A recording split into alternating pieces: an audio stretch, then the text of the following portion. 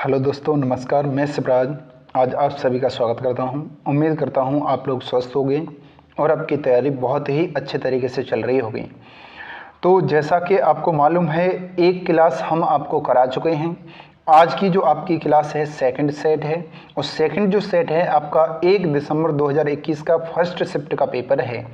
इसको हम बड़ी ही अच्छे तरीके से समझेंगे, और इससे पहले हम आपको थर्ड शिफ्ट का पेपर करा चुके हैं। आपको बहुत ही अच्छे से समझ में आया होगा। और अभी तक आपने चैनल को सब्सक्राइब नहीं किया है तो सबसे पहले आप चैनल को सब्सक्राइब करिए, वीडियो को लाइक करिएगा और शेयर करिएगा।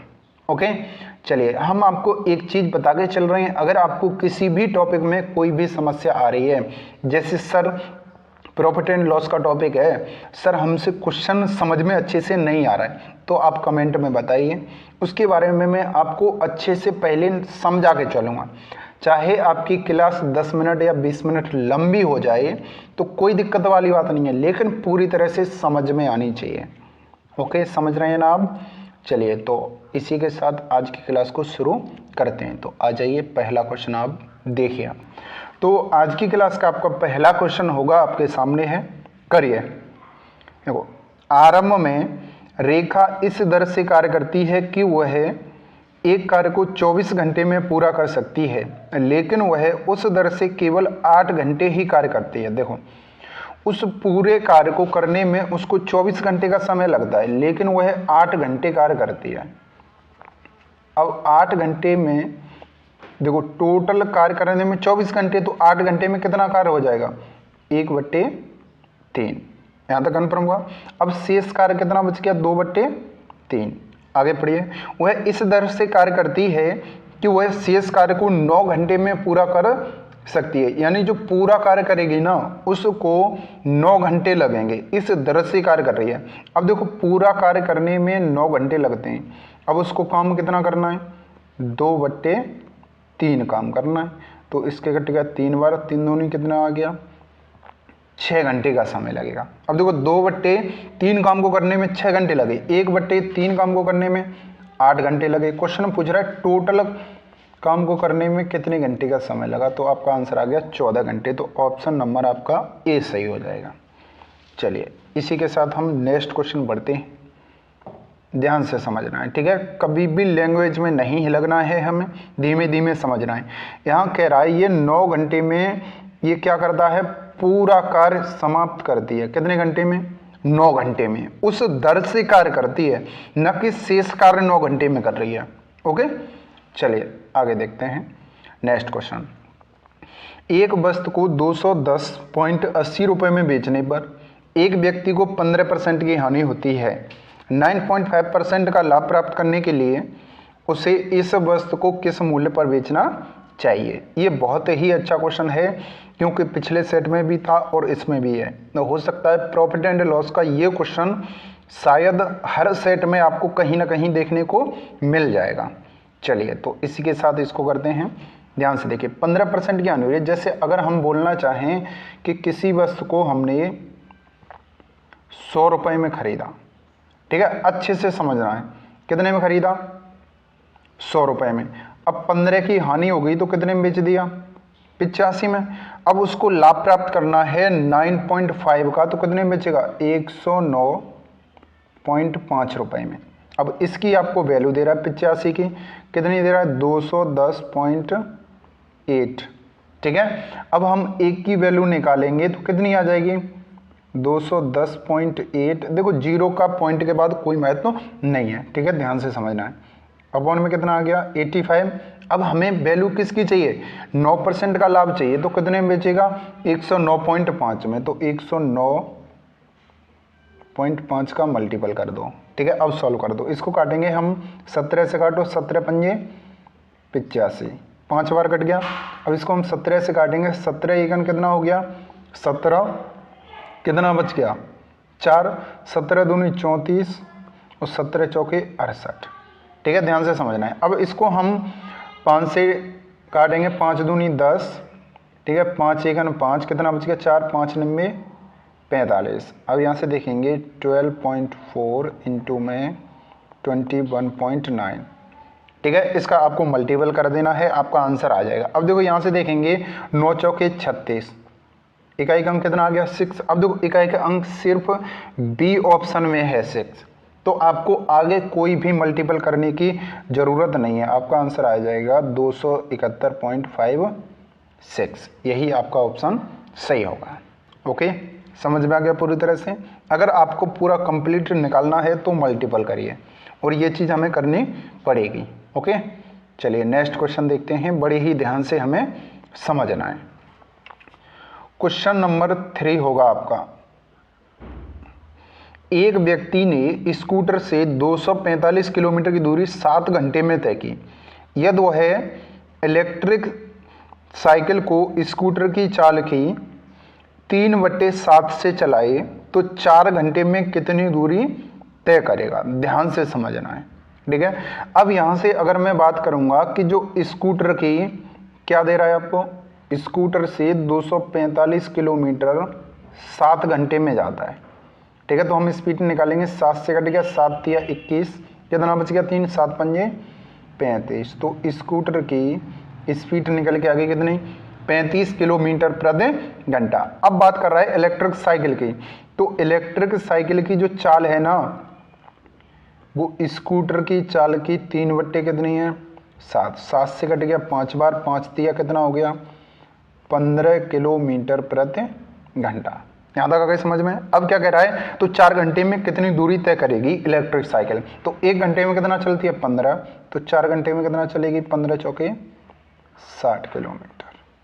आगे समझ में, सी ऑप्शन आपका आंसर हो जाएगा। चलिए नेक्स्ट क्वेश्चन बढ़ते हैं, बड़े ही आसान तरीके से क्वेश्चन को हमें सॉल्व करना है। ओके, चलिए देखिए, कोई ट्रेन किसी कार की तुलना में 50% तेज चल सकती है। देखो कोई ट्रेन है, ध्यान से समझना है, ट्रेन के लिए टी बना दो, कार के लिए सी, ठीक है। 50% तेज चल सकती है, 50% की वैल्यू कितनी होगी। अब देखो मैं यहाँ लिखूंगा 50% की वैल्यू 1/2, तो कार की स्पीड 2 होगी, तो ट्रेन की स्पीड कितनी होगी 1 ज़्यादा होगी, तो कितनी होगी 3। यहाँ तक आ गया समझ में। चलिए, दोनों एक ही समय पर एक ही स्थान से रवाना होती हैं और 81 किलोमीटर दूर स्थान बी तक एक ही समय पर पहुंच जाती हैं। देखो एक ही समय पर चलना स्टार्ट की और एक ही समय पर पहुंची, ठीक है। दूरी दोनों की समान है और समय भी कैसा है, समान है, ठीक है। जब दूरी समान होगी, ठीक है, और समय से भी कैसे पहुंच रही हैं, टाइम से पहुंच रही हैं। ध्यान से देखना, आगे पढ़ना है। बी तक एक ही समय पर पहुंच जाती है। हालांकि ट्रेन के स्टेशनों पर ठहरने का समय लगभग 12 मिनट रहा, तो कार की चाल आपको बतानी है। ध्यान से देखो, ये आपकी क्या है स्पीड। अगर मैं टाइम की बात करूंगा तो टाइम इसका कैसा हो जाएगा, अपोजिट हो जाएगा। अगर दूरी समान हो तो चाल का अनुपात समय के अनुपात का विपरीत होता है। तो ट्रेन को उस पूरी दूरी को तय करने में 2 घंटे का समय लगेगा और कार को कितने घंटे लगेंगे, 3 घंटे। लेकिन जो ट्रेन है वो रुक रुक के चलती है, तो कितना रुकती है भाई, देखो कितना मिनट 12, तो 1 मिनट रुक गई तभी तो समान समय पर पहुंचेंगी ना, तो 1 की वैल्यू 12, ठीक है। तो कार कितने की आ जाएगी 12 तिया 36। तो कार ने उस दूरी को कितने मिनट में तय किया, 36 मिनट में। अगर पूछा जाए कि ट्रेन ने उस दूरी को कितने मिनट में तय किया, 36 यानी 12 दूनी 24 मिनट में। यहाँ तक कन्फर्म हो गया। लेकिन आपको पूछ रहा है कि कार की स्पीड आपको बतानी है, तो कार को पूरी दूरी कितनी 81 किलोमीटर को 36 मिनट में तय किया। मिनट को घंटे में चेंज करेंगे, 60 का भाग देंगे तो ऊपर कितने का मल्टीपल हो जाएगा 60 का। कन्फर्म हो गया। अब देखो 6 से कट गया ये 6 बार, 6 से कट गया 10 बार, ठीक है। अब देखो 2 से कट गया 3 बार, 2 से कट गया 5 बार और ये 3 से कट जाएगा 27 तिया 81। अब देखो गुणा कर दो, 5 सत्ते 35, 5 दूनी 10 और 3 13, कितना आ गया किलोमीटर प्रति घंटा, 135 किलोमीटर प्रति घंटा। जो आपकी कार की चाल निकल के आ गई वो कितनी आ गई 135 किलोमीटर प्रति घंटा। चलिए नेक्स्ट क्वेश्चन देखिए। पिछले वर्ष एक्स और वाई की आय का अनुपात। देखो पिछले वर्ष की बात कर रहा है। जैसे अगर मैं यहाँ से बात करूँ कि अभी 2022 है, तो 2021, ठीक है, यहाँ भी 2021। ध्यान से समझना है, क्वेश्चन बहुत ही अच्छा है, ठीक है। अब यहाँ से मैं x और y की एज का रेशियो आपको दे रहा है 4 अनुपात कितना दे रहा है 5। यहाँ तक कन्फर्म हो गया। अब इस वर्ष दे रहा है कि पिछले वर्ष मतलब 2021 में और ये 2022 में, ठीक है। ये x का अनुपात दे रहा है 3:4 और y का रेशियो दे रहा है आपका 2:3। अब इनकी वर्तमान एज दे रहा है, ठीक है। ध्यान से देखना, अब वर्तमान एज x और y का अनुपात निकालेंगे, अच्छे समझना। यहाँ से पिछले वर्ष x की एज कितनी है 3 और पिछले वर्ष पहले कितनी थी 4, दोनों जगह कैसी होनी चाहिए, समान होनी चाहिए। तो मैं कह सकता हूँ कि 3 की वैल्यू 4 होगी तो 1 की वैल्यू निकालेंगे, कितनी होगी 4/3। कन्फर्म हो गया। अब हमें x की वर्तमान एज चाहिए, कितनी है 4, 4 का गुणा कर देंगे अनुपात। अब यहाँ से 2 है पिछले वर्ष की y की इनकम और यहाँ से कितनी है 5, तो 1 की वैल्यू निकालेंगे 5/2 हो गया, हमें 3 की वैल्यू चाहिए। यही रेशियो निकल के आ गया। अब देखो सॉल्व कर दो, किसी से कुछ कटेगा तो है नहीं। देखिए चलो 4 चौके 16, 16 दूनी कितना हो गया 32, ठीक है। 5 तिया 15, 15 तिया 45। अब हम कह सकते हैं कि जो x की जो वर्तमान आय होगी वो कितनी होगी 32 और y की वर्तमान आय होगी वो कितनी होगी 45। अब इनका दोनों का योगफल दे रहा है, ठीक है। ध्यान से समझना है, दोनों का योगफल कितना करेंगे, कितना हो गया 7 और 7। इसकी वैल्यू आपको दे रहा है कितनी 15,400। अब देखो इसको हम 11 से काटेंगे, 7 बार कट गया। 11 से काटेंगे, 11 एकन 11, 11 चौके 44, 1400 हो गया। अब हम 7 से काटेंगे 200, तो 1 की वैल्यू कितनी आ गई बेटा 200। अब आपको क्या पूछा है, x की वर्तमान आय बताइए, तो x की वर्तमान आय कितनी है 32। 32 में हम 200 का मल्टीपल कर देंगे तो आपका आंसर निकल के आएगा 32 दूनी 6400। तो a की वर्तमान आय कितनी आ गई 6400। अगर आपको पूछ ले कि y की वर्तमान आय बताइए, तो y की वर्तमान आय कितनी होगी 45 की वैल्यू निकाल देंगे, 45 दूनी 90 यानी 9000 आ जाएगी। तो आपका ऑप्शन नंबर डी सही हो जाएगा। चलिए नेक्स्ट क्वेश्चन देखिए।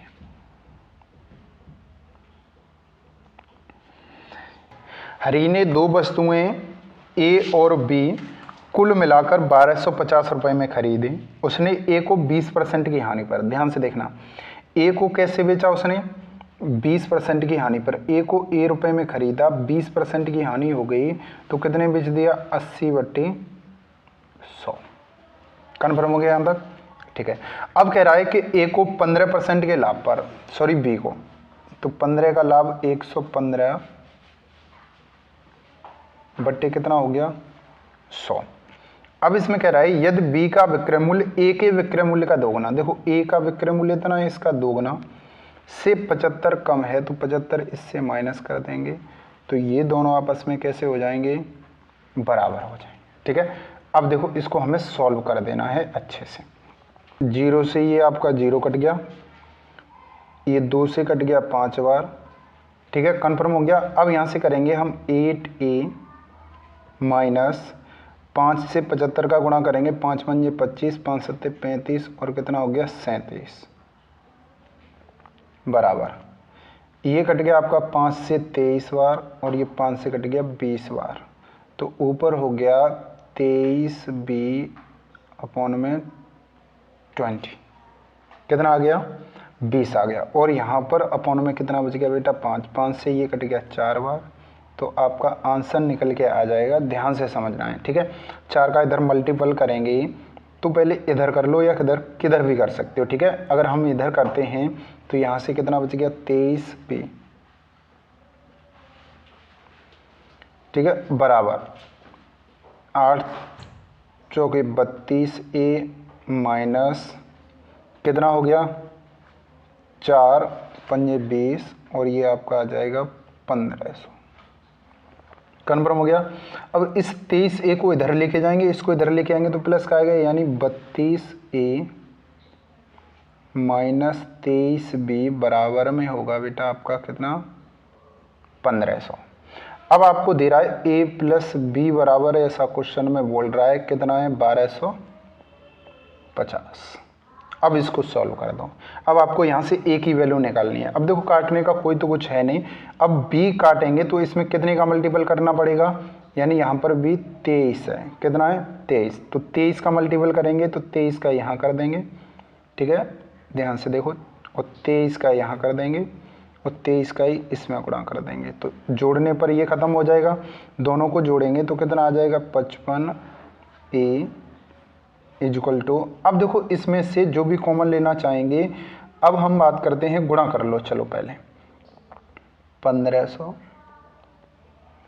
प्लस 0, ठीक है, अब गुणा करेंगे 23 का, 23 पंजे 115, कितना हो गया 11, 23 दूनी 46 और 11 कितना हो गया 46 57, ठीक है 5, 23 सेकंड 23 और 5 कितना हो गया बेटा 28, ध्यान से समझते हुए चलना है। अब इन दोनों को हम जोड़ेंगे तो यहाँ से हो गया आपका 55A बराबर, ठीक है, कितना हो गया 50 और ये 7 और ये 5 12, 8 और 1 9 और 1 10 हो गया, और यहाँ से हम करेंगे 2 और 1 कितना हो गया 3, ठीक है। अब देखो 11 से कट गया ये 5 बार, 11 से हम इसको काटेंगे, 11 दूनी 22, 8 बच गया, 11 सत्ते 77, 11 पंजे 55, 0 हो गया, और हम इस 5 से काटेंगे तो 5 पंजे 25 हो गया, ठीक है, 2 बच गया, 5 पंजे 25 हो गया और 0, तो आपका आंसर निकल के आ गया, वो कितना आ गया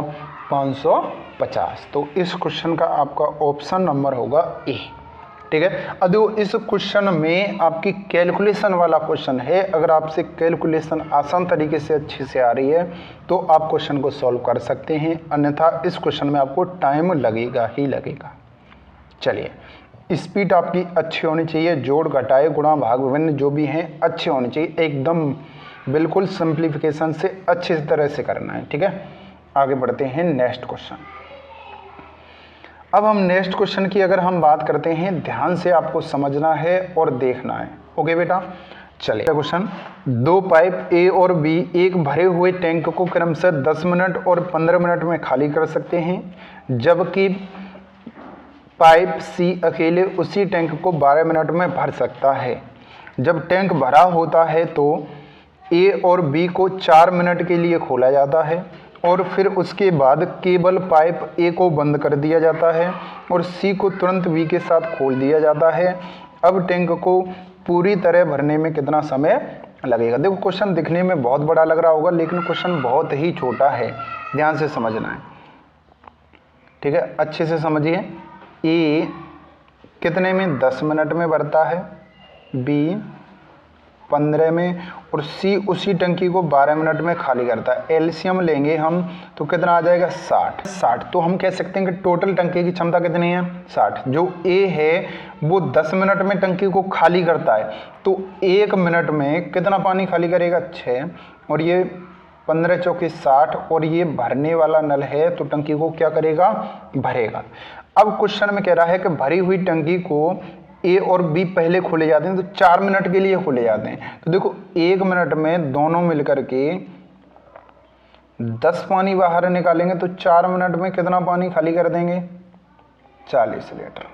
आगे बात समझ में, तो टंकी कितनी खाली हो गई 40 लीटर। अब क्वेश्चन में कह रहा है कि उसके बाद केवल ए पाइप को बंद कर दिया गया, ए पाइप को क्या कर दिया गया बंद, फिर सी को तुरंत बी के साथ खोल दिया गया, मतलब सी को खोल दिया गया। अब यहाँ से देखेंगे बी और प्लस सी, तो बी 4 खाली करेगा, सी 5 भरेगा, तो कुल मिला करके एक पानी क्या होगा भरेगा, मतलब टंकी क्या करनी है भरनी है। और जब टंकी हम भरेंगे तो भरते किस पानी को, देखो ध्यान से देखो, जैसे ये आपकी टंकी है, इसमें 10 लीटर पानी भरा हुआ है और ये 2 लीटर खाली है। ध्यान से समझना, क्वेश्चन को समझा रहा हूँ, ठीक है। तो अगर आपको टंकी भरनी होगी तो किसको भरोगे, जो टंकी खाली होगी उसी को तो भरोगे, और अगर आपको टंकी खाली करनी होगी तो जो टंकी में पानी होगा उसको क्या करेंगे खाली करेंगे। तो हमें टंकी क्या करनी है भरनी है, तो टंकी खाली कितनी है 40 लीटर, तो 40 को 1 की स्पीड से भरेंगे तो कितने मिनट लगेंगे 40 मिनट। कितने मिनट का समय लग जाएगा 40 मिनट का। आगे समझ में किसी को कोई दिक्कत तो नहीं है। चलिए अब इसी के साथ हम बढ़ते हैं अगले क्वेश्चन की तरफ।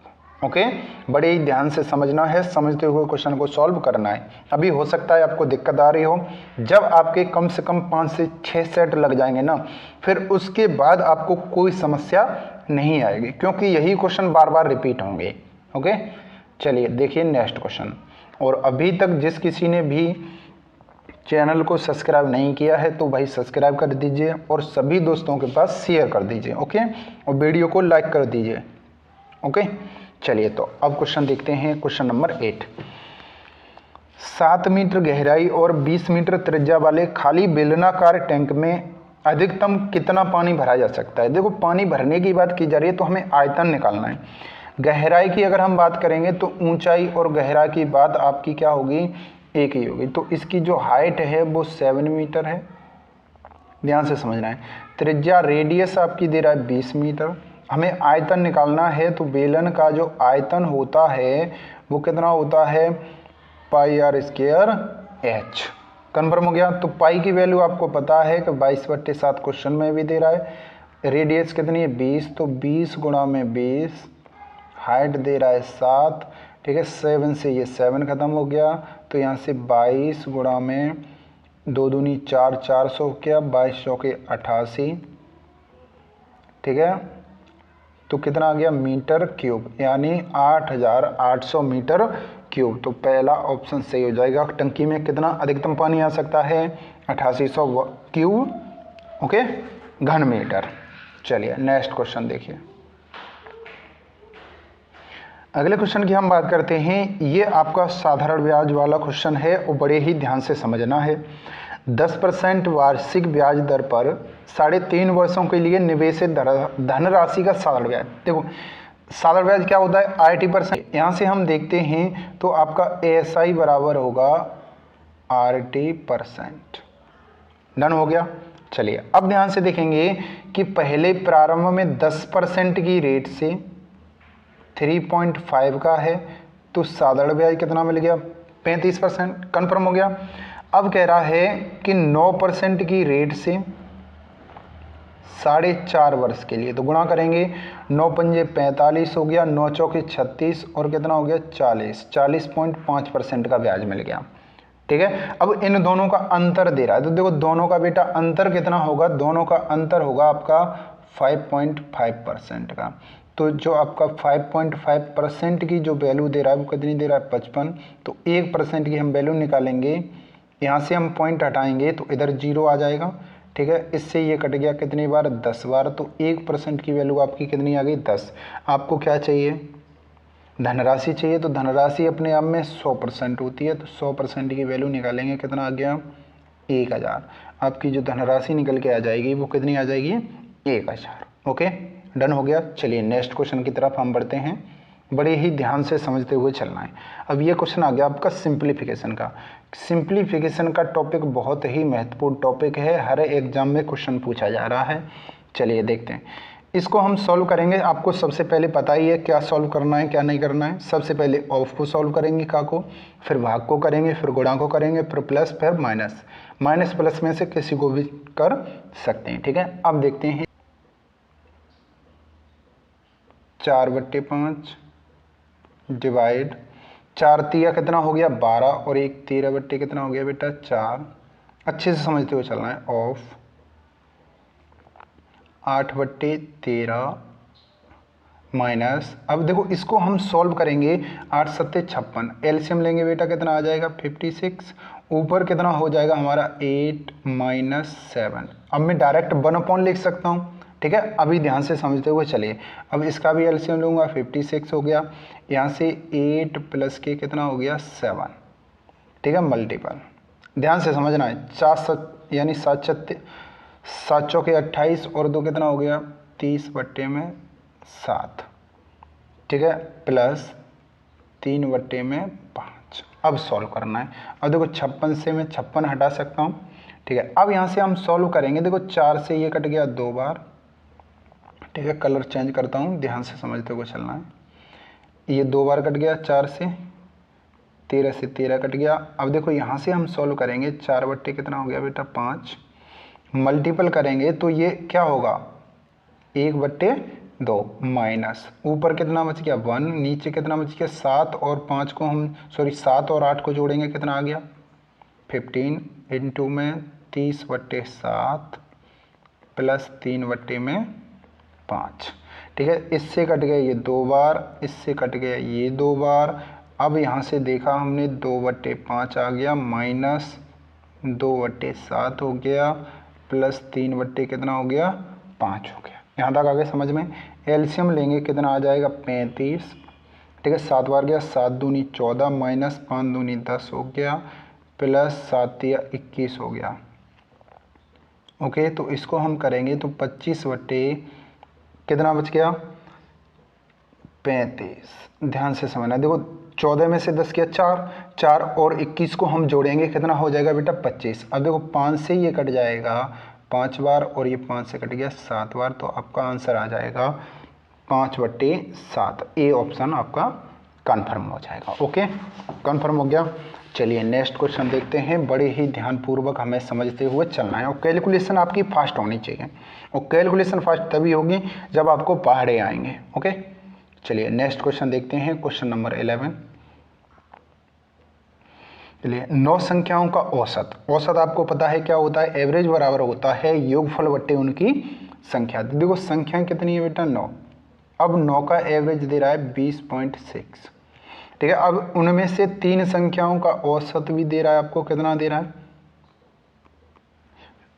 26.1, जबकि अन्य 3 भी संख्याएं उनका एवरेज दे रहा है कितना 15.2। यहाँ तक हो गया। अब शेष 3 का औसत निकालना है। सबसे पहले आपको निकालना है योगफल निकालना है। इनका योगफल निकालेंगे तो गुणा करो, 9 छक्के 54 4 हो गया। ठीक है, 0 कितना हो गया 5 पॉइंट। ठीक है, 9 दूनी 18, यहाँ तक आ गया। अब इसमें गुणा करेंगे 3 एकन 3 पॉइंट। ठीक है, 3 छक्के 18 हो गया, 3 दूनी 6 और 1 कितना हो गया 7 बराबर 3 दूनी 6 हो गया बेटा। अब यहाँ से करेंगे 15 या 45। अब देखो 3 और 3 कितनी संख्याएं हो गई 6। टोटल 9 का योगफल 6 का योगफल दोनों को हम जोड़ देंगे तो ये कितना होगा 9 पॉइंट।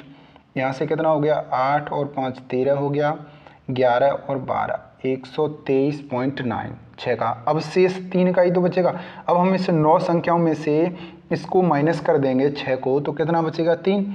अब घटा दो, इसमें से घटा देंगे, देखो 3 का क्या निकल के आ जाएगा योगफल।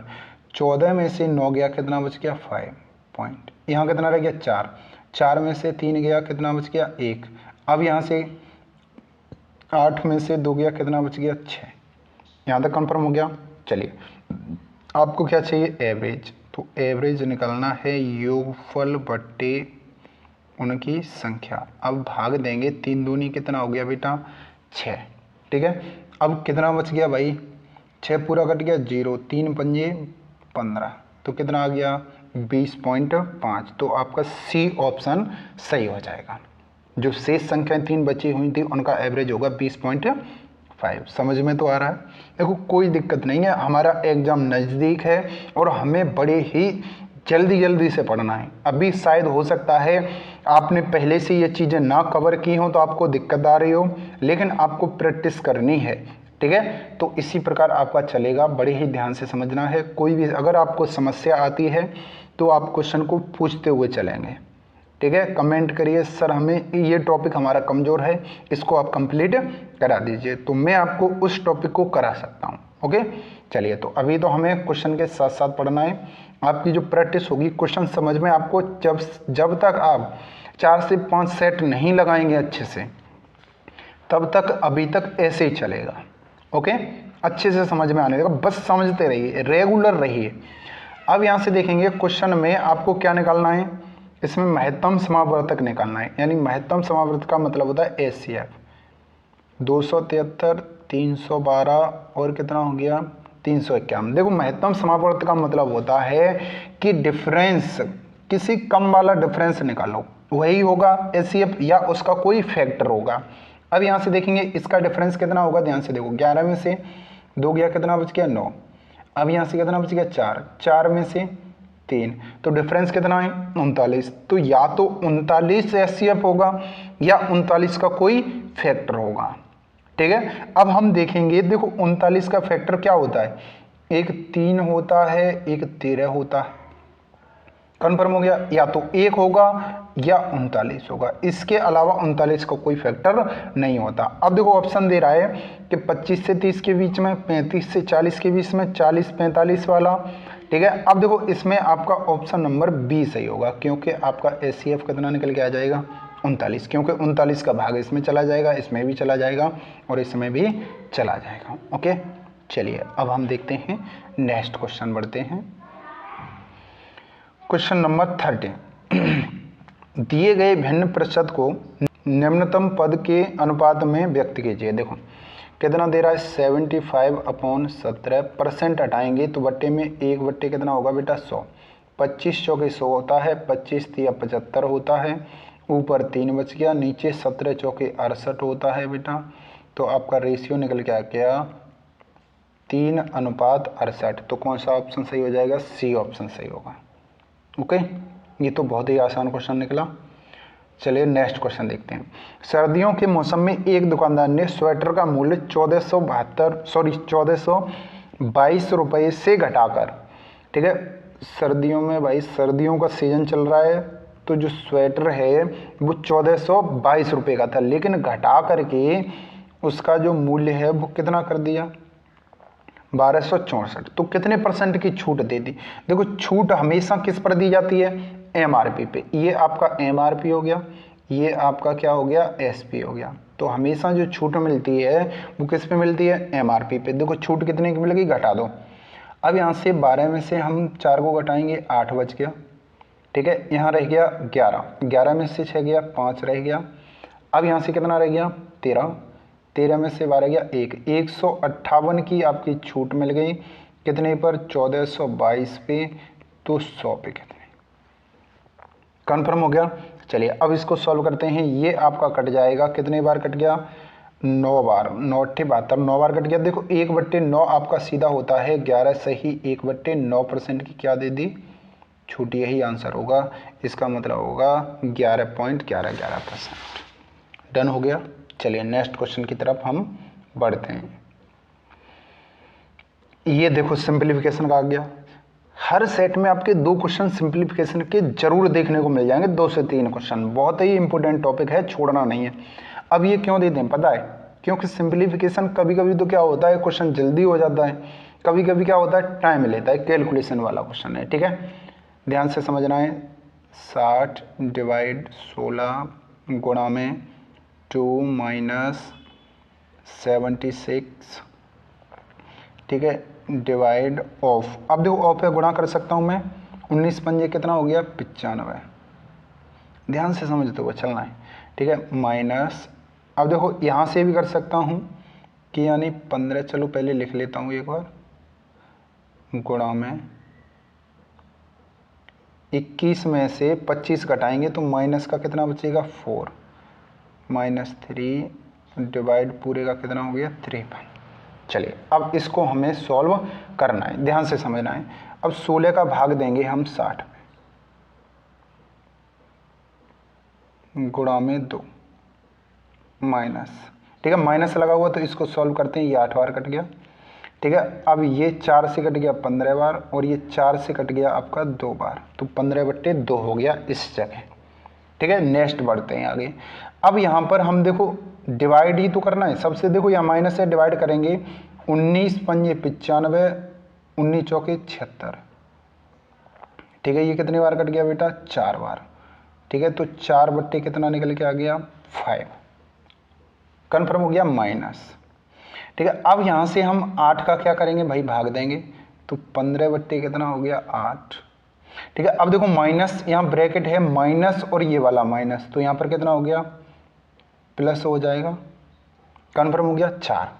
अब इस पूरे का -3 और पूरे का डिवाइड है 53। चलिए यहाँ से कितना बच गया बेटा 15/2। ठीक है, माइनस। अब ब्रैकेट को सॉल्व करेंगे सबसे पहले, इस ब्रैकेट को सॉल्व करना है। अब यहाँ से देखेंगे एलसीएम लेंगे बेटा, कितना आ गया 10। 5 से कट गया 2 बार, 4 दूनी 8, ठीक है, प्लस अब ये 5 बार गया, 15 पंजे 75, माइनस 10 बार गया, 10 तिया 23, डिवाइड 53। अच्छे से समझते हुए चलना है, ठीक है।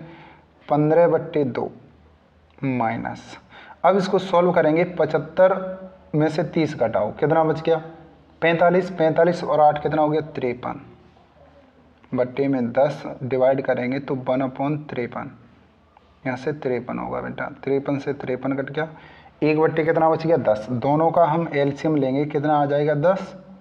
5 बार गया, 15 पंजे कितना होता है बेटा 75, माइनस अब यहाँ से कितना बच गया 1, तो आपका आंसर हो गया 74 बट्टे में कितना हो गया 10।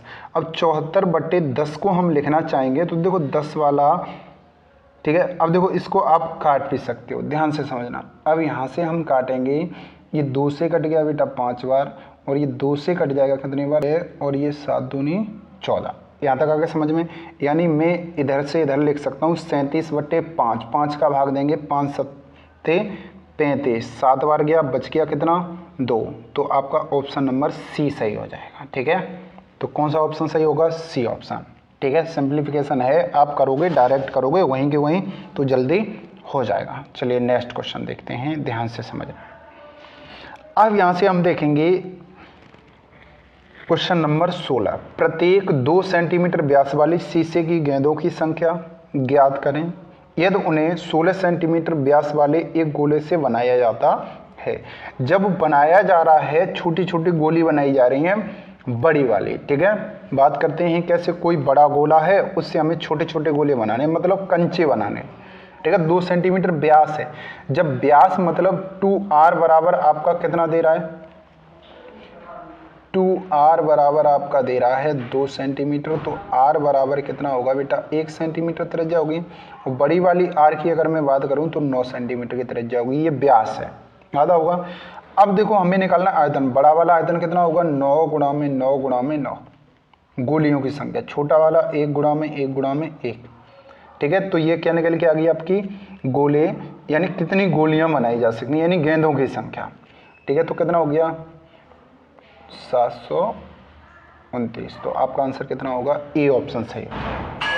डन हो गया। चलिए नेक्स्ट क्वेश्चन देखिए, 17 नंबर क्वेश्चन है। किसी कक्षा में 200 छात्रों के औसत अंक 80 हैं। कितने हैं 80 थे। वरीयता सूची में शीर्ष 15 छात्रों और नीचे के 15 छात्रों के औसत अंक क्रमशः 84 और 74 थे। शेष छात्रों के औसत अंक दशमलव में आपको क्या करने बताने, ध्यान से देखना है। 100 छात्र थे, 100 के औसत अंक 80 थे, तो योगफल हमने निकाला कितना आ गया बेटा 8000। कोई दिक्कत यहाँ तक। चलिए वरीयता 15 छात्र ऐसे हैं जो ऊपर की सूची में हैं, ठीक है, और उनका औसत आपको दे रहा है 84। तो योगफल निकालेंगे 15 चौके 60, 15 अट्ठे कितना हो गया 120, 120 और 6 कितना हो गया 126। अब यहाँ से दे रहा है कि अगले 15 छात्र हैं, उनका एवरेज 74 है। 15 चौके 60, ठीक है। 15 सत्ते कितना हो गया 105, 105 और 6 कितना हो गया 111, ठीक है। अब देखो 15 और 15 कितने हो गए 30 छात्र हो गए। 30 का योगफल कितना हो गया 0, 7, 3 और 2, 23 चौक कितना हो गया 70। अब शेष कितने बचे 70। 70 छात्रों का योगफल निकालेंगे, 8000 में से घटा देंगे तो ये बच गया 23, ठीक है। 9 में से ये 6 गया, कितना बच गया आपका 9 में से 3 गया 6, और यहाँ से हम घटाएंगे 7 में से 5, ठीक है। तो अब क्या दे रहा है आपको, क्या निकालना है औसत निकालना है। ये क्या है योगफल। जब औसत निकालेंगे तो 70 से भाग दे देंगे, 0 से 0 कट गया, ठीक है। 7 अट्ठे 56, ठीक है। 0 पॉइंट कितना हो गया 7 चौके 28, 7 तिया 21, तो कितना आ गया 80.43 आपका एवरेज निकल के आ गया शेष छात्रों का, ओके, औसत अंक का भी। चलिए नेक्स्ट क्वेश्चन देखते हैं, क्वेश्चन नंबर 18। बड़े ध्यान से हमें समझना है। तीन संख्याएं इस प्रकार हैं कि पहली संख्या तीसरी से, देखो पहली संख्या, दूसरी संख्या और तीसरी संख्या, बड़े ध्यान से हमें समझना है, ठीक है। पहली, दूसरी, तीसरी होगी। पहली संख्या तीसरी से 30% अधिक है। तीसरी अगर 100 है तो ये 30% अधिक है तो कितनी होगी? 130 होगी, ठीक है। दूसरी संख्या तीसरी से 40% कम है। तीसरी से 40 कम है तो ये कितनी होगी? 60 होगी। तो पहली संख्या का अनुपात बताना है, पहली और दूसरी का। तो पहली और दूसरी में 60 जोड़ेंगे, कितना आ गया? 190। रेशियो बताना है तो 13 अनुपात कितना हो गया? 19। अगर लिखना चाहेंगे तो ये हो गया 13/19। यही आपका आंसर होगा। ओके, डन हो गया। चलिए नेक्स्ट क्वेश्चन बढ़ते हैं आगे की तरफ। Question number 19। एक वस्तु की कीमत में प्रति वर्ष 20% की वृद्धि होती है, ठीक है। यदि तीसरे वर्ष, देखो ध्यान से समझना है, तीसरे वर्ष और चौथे वर्ष 20% की वृद्धि हो रही है। 5 से कितना हो गया? 6, ठीक है। इनकी कीमतों का अंतर कितना है बेटा? 1।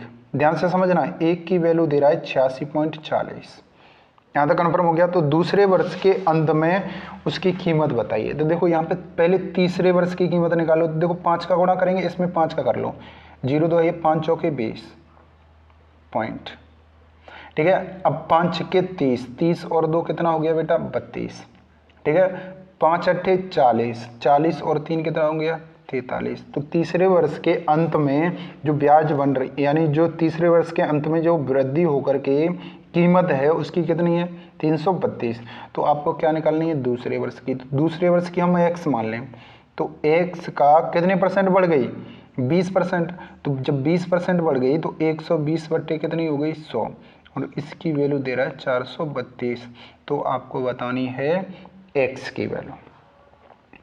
0 से 0 उड़ गया, 2 से उड़ गया भाई सब 5 बार, 2 से कट गया 6 बार, 6 से ये कट जाएगा, 6 से कट गया 6 छके 36, 6 सत्ते 42, 6 दूनी 12। x बराबर निकालेंगे, 5 का गुणा कर दो भाई सब 72 में, 5 दूनी 10, 5 सत्ते 35, 35 और 1 36, कितना आ गया? 360। ऑप्शन नंबर डी सही हो जाएगा। Okay, done. Next question, question number 20। एक व्यक्ति ने 8% वार्षिक चक्रवृद्धि ब्याज दर की, वार्षिक रूप से चक्रवृद्धि ब्याज है, पर 13,000 रुपये उधार लिए, जो 2 वर्ष 2 समान किस्तों में वापस करने में प्रति किस्त की धनराशि बताओ। देखो किस्त आपको पता है, ये प्रिंसिपल हो गया, प्राइस हो गया, या हम कह सकते हैं ये आई का मतलब इंस्टॉलमेंट। 8% की रेट है तो पहली जो किस्त दी जाएगी 8% की वैल्यू क्या होगी? 2/25। तो 25 थी, कितनी हो गई बेटा? 27। यहाँ तक आगे समझ में।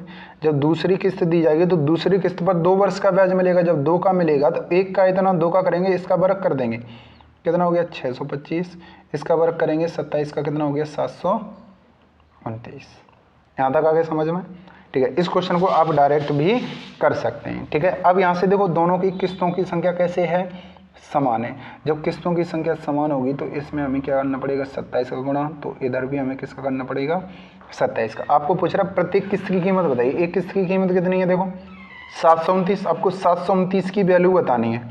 तो 729 में मैं किसी न किसी का मल्टीपल करूंगा ना, कि 729 का भाग जाना चाहिए। ऐसा एक ही नंबर है जिसमें आपका 729 का भाग चला जाएगा। तो ऑप्शन नंबर ए सही हो जाएगा। अब हम निकालेंगे तो कैसे निकालेंगे? देखो पहली कीमत कितनी है? 27 का 25 में गुणा करिए। 25 सत्ते कितना हो गया? 75, यानी 175। 17 हो गया, ठीक है। 25 दूनी 50, 50 और 17 कितना हो गया? 67। ध्यान से समझते हुए चलना है। 0, ये कितना हो गया आपका? जोड़ेंगे 0, 6 6 12 और 1 13। अब 13 की वैल्यू दे रहा है कितनी? 13,000। 1 की वैल्यू निकालेंगे 10, आपको इसकी वैल्यू निकालनी है, तो कितना आ गया? 7290। ये आपकी किस्त की कीमत निकल के आ गई। डन हो गया, कोई दिक्कत तो नहीं है। चलिए नेक्स्ट बढ़ जाइए, ठीक है। सीआई वाला अगर आपने टॉपिक नहीं पढ़ा है ना तो सीआई वाली मेरी क्लास देख लीजिए, कंप्लीट वीडियो ये वाली पढ़ी हुई होंगी, ठीक है। नहीं तो आप लोग बता दीजिए कि किस्त वाले में समझा दूंगा, ठीक है। छोटी सी वीडियो बनेगी, आराम से हो जाएगा क्लियर। चलिए अब देखते हैं क्वेश्चन नंबर 21। एक दुकानदार 2 जोड़ी जूते समान मूल्य पर खरीदता है। उसने समान मूल्य पे खरीदा मतलब एक को 10 में खरीदा तो दूसरी को भी 10 में, एक को 20 में तो दूसरी को भी 20 में। उनमें से एक जोड़ी को 15% के लाभ पर। जैसे अगर मैं बोलूँ, ठीक है, पहले जोड़ी और ये दूसरा हो गया, 100 में खरीदा, यहाँ भी कितने में खरीदा, 100 में। ध्यान से समझना, 15 का लाभ हो रहा है मतलब 100 का 15%, 15 रुपये का लाभ हो गया। दूसरे को 15% की हानि पर मतलब 5 रुपये की हानि हो गई। यदि उनके विक्रय मूल्यों में 140 रुपये का अंतर है। देखो जब विक्रय मूल्यों में, देखो खरीदा सामान में, ठीक है, तो लाभ में अंतर होगा, वही विक्रय मूल्य में अंतर होगा। तो इन दोनों का डिफरेंस कितना होगा, 20, और 20 की वैल्यू दे रहा है कितनी, 140। तो 1 की वैल्यू निकालेंगे, कितनी आ गई, 7।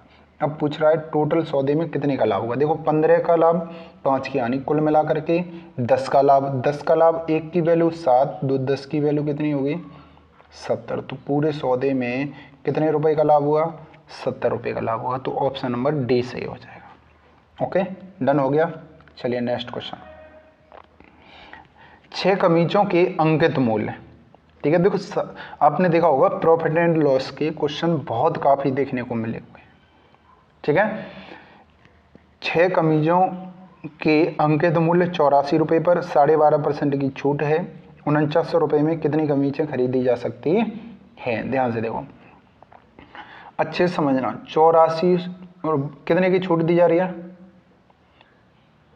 8400 रुपये, 12.5 की। देखो 12.5 की जो वैल्यू होती है वो आपकी कितनी होती है, 1/8। MRP 8 था, 1 की छूट दे दी तो कितने बेच दिया, 7/8। यहाँ तक आ गया समझ में, ठीक है। तो काट दो, 8 एकन 8, 0, 8 पंजे 40, गुणा करेंगे तो 0 आ गया, 5 सत्ते 35, 7 एकन 7, यानी 7350 रुपये में वस्तुओं को खरीद लिया। कितनी वस्तुएं खरीदी, 6। ध्यान से समझना, 7350 रुपये में 6 कमीज खरीदी उसने, ठीक है। अब उसको 1 रुपये में कितनी कमीज खरीदेगा, 6 बट्टे में 7350। अब कितने में खरीदनी है उसको, 4900 में। बस कर दो सिंप्लीफाई, यही आंसर आपका निकल के आ जाएगा। देखो 0 से 0 कट गया, ठीक है। 7 से काटेंगे, 7 एकन 7, 7 पंजे 35, 105। 7 से काटेंगे, 7 सत्ते 49, 70 हो गया, ठीक है। अब देखो यहाँ से हम काटेंगे इसको, 7 से फिर काट दो, 10 बार कट गया। 7 से काटेंगे, 7 एकन 7, 7 पंजे 35 हो गया, ठीक है। 5 से कट गया 3 बार, 5 से कट गया आपका 2 बार, और इस 3 से कट गया ये आपका 2 बार। 2 दूनी कितना हो गया बेटा, 4। तो कितनी कमीज खरीदेगा, 4900 रुपये में 4 कमीज खरीदेगा। तो आपका ऑप्शन नंबर डी सही हो जाएगा। चलिए नेक्स्ट क्वेश्चन आ रहा है ना समझ में। क्वेश्चन नंबर 23, ध्यान से समझते हुए चलना है। यदि 0.25 अनुपात x समानुपात 5:6 तो x का मान इनमें से किसके बराबर होगा। ध्यान से देखना है, 0.25 बट्टे में x लिख सकता हूँ, बराबर 5 बट्टे कितना लिख सकता हूँ, 6। यहाँ से अगर मैं पॉइंट हटाऊंगा तो बट्टे में 100। अच्छे से समझते हुए चलना है। 25 से कट गया 4 बार, ठीक है। तो 1, अब देखो कैंची का गुणा करते हैं यहाँ से। अब देखो क्वेश्चन को करते हैं, 5 चौके 20x बराबर में कितना हो गया बेटा, 6। अगर हम x बराबर निकालेंगे तो 6 बट्टे कितना हो गया, 20। 2 से कट गया 10 बार, 2 से कट गया 3 बार, 10 का भाग देंगे तो x बराबर आ जाएगा 0.3। तो जो आपकी x की वैल्यू निकल के आ गई वो कितनी आ गई, डी ऑप्शन 0.3। चलिए नेक्स्ट क्वेश्चन देखते हैं। अब यहाँ से हम देखेंगे 3 संख्याएं 4:3:7 के अनुपात में हैं और इनका महत्तम समावर्तक दे रहा है। महत्तम समावर्तक का मतलब समझते हो, HCF। अब देखो एक संख्या, दूसरी संख्या, तीसरी संख्या, ध्यान से समझते हुए चलना है, ठीक है। तीनों संख्याओं का योगफल आपने बताना है। अब यहाँ से दे रहा है, ये संख्या हो गई। अब देखो इन तीनों में कॉमन क्या है, x, तो x कॉमन है, यही आपका HCF होगा। HCF दे रहा है कितना, 6। x की वैल्यू कितनी है, 6। आपको योगफल निकालना है, सम निकालना है, तो सबको जोड़ दो। 3 और 4 7 और 7 कितना हो गया, 14। x बराबर निकालना है, ठीक है। तो x की वैल्यू आपकी 6 है, ठीक है। अब 14 छक्के कितना होता है, 84। तो आपका ऑप्शन नंबर बी सही हो जाएगा। आ गया समझ में। चलिए नेक्स्ट क्वेश्चन देखिए, लास्ट क्वेश्चन है और बड़े ही ध्यान से हमें समझना है और पढ़ना है। श्रीमती गुप्ता ने अर्धवार्षिक रूप से चक्रवृद्धि ब्याज होने वाली 8% वार्षिक चक्रवृद्धि ब्याज की दर पर 50,000 रुपये का निवेश 1 वर्ष के लिए जमा किया। ठीक है, समय अवधि जमा की अवधि पूरी होने पर उन्हें कितनी राशि मिलेगी। ठीक है, अच्छे से समझते हुए चलना है। अर्धवार्षिक रूप से उन्होंने क्या किया, जमा किया चक्रवृद्धि ब्याज को। 8% है तो रेट कैसी हो जाएगी, आधे। तो रेट 8 थी, अब कितनी रहेगी बेटा, 4% हाफ ईयर के लिए। ठीक है, ये पर एनम है और ये क्या होगी, पर हाफ ईयर। ठीक है, ध्यान से समझना। 1 वर्ष में कितने होंगे बेटा, 2 हो जाएंगे ना। ध्यान से समझना, आपको सिर्फ चक्रवृद्धि ब्याज चाहिए। अब देखो ध्यान से, कितना है, 50,000 पहला, दूसरा। अच्छे समझना, 4% हम निकालेंगे, मतलब 1/25। इसका 1/25 करेंगे, 25 दूनी 50, 2,000 रुपया। यहाँ से भी 2,000 हो गया। यहाँ का हम 25 निकालेंगे, 25 अट्ठे 200, कितना आ गया, 80। तो जो आपका अमाउंट निकल के आ गया, देखो 50,000 तो है, 2,000 2,000 4,000 4,080 रुपये आपका क्या बन गया, CI 4,080 रुपया। तो टोटल हो गया 54,080 रुपया अमाउंट आपका निकल के आ गया। ठीक है, 54,080, बी ऑप्शन सही हो जाएगा इस क्वेश्चन का भी। तो उम्मीद करता हूँ आप लोगों को क्लास बहुत अच्छे तरीके से समझ में आई होगी। मैंने आपको पूरी तरह से समझा के पढ़ाया है। किसी भी बच्चे को दिक्कत आ रही है किसी भी कैलकुलेशन में, तो आप अपनी कैलकुलेशन में स्पीड बढ़ाइए, जिससे आपको कोई भी दिक्कत ना आए। ओके, चलिए तो वीडियो को शेयर करिएगा, लाइक करिएगा, चैनल को सब्सक्राइब करिएगा, जिससे ज़्यादा से ज़्यादा लोग जुड़ सकें। ओके, चलिए मिलते हैं नेक्स्ट क्लास में, डेली मिलेंगे हम, कोई दिक्कत वाली बात नहीं है, बिल्कुल समझते हुए चलिए। धीमे धीमे इम्प्रूव होगा आपका। आज की क्लास में थोड़ा हुआ, कल की क्लास में और होगा। डेली डेली जैसे ही हम 5 से 6 क्लास पढ़ लेंगे ना, तो आपका इम्प्रूव धीमे धीमे हो जाएगा, अपने आप ही हो जाएगा। जो चीज़ें आपको कम समझ में आ रही हैं वो धीमे धीमे बढ़ती हुई चली जाएंगी। एक सिचुएशन ये आएगी, अब ऐसा नहीं है कि हमने आज की क्लास की, ठीक है, और कल की क्लास अब आपसे बोला जाए कि कल की क्लास आपने नहीं की पाई, कर पाई, ठीक है, तो दिक्कत आएगी। डेली क्लास करनी है आपने। ओके, चलिए मिलते हैं नेक्स्ट क्लास में। बाय बाय, टेक केयर, धन्यवाद, थैंक यू।